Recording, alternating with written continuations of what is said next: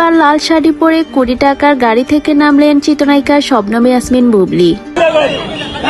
জানা গিয়েছে গুলশানের পিঙ্ক সিটি শপিং মলে গ্র্যান্ড ওপেনিং এ হাজির হচ্ছেন তিনি, আর সেখানে বুবলিকে এক নজর দেখার জন্য শত শত মানুষের উপচে পড়া ভিড়।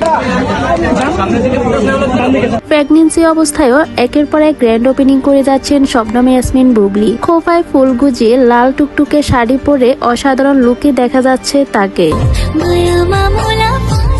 আর সেখানে সাংবাদিকরা শাকিব খানকে নিয়ে একের পর এক প্রশ্ন করে যাচ্ছেন বুবলিকে। একজন প্রশ্ন করলো শাকিব খানের থেকে পাওয়া প্রথম শাড়ির রং কি ছিল। সাথে সাথে বুবলি বলে উঠলো বরাবরের মতোই শাকিব খানের ব্লু কালার ভীষণ পছন্দ। শাড়ির রং কি ছিল? বাবা, ব্লু ছিল। তাই তো তার থেকে পাওয়া প্রথম শাড়ি উপহার ছিল ব্লু কালার। অনেকে আবার প্রশ্ন করলো বুবলির হাতের কি রান্না শাকিব খানের ভীষণ পছন্দ। বুবলি বলেন, এর আগেও আমি বলেছিলাম আমার হাতের হাঁস রান্না শাকিবের ভীষণ পছন্দ। এই নিয়ে একের পর এক প্রশ্ন করেই যাচ্ছেন সাংবাদিক ভাইরা। তাই তো এক কথায় বুবলি বলে দিয়েছেন, এই রমজান মাসে আমি ঘরে বাইরে সবকিছুই ম্যানেজ করে চলছি।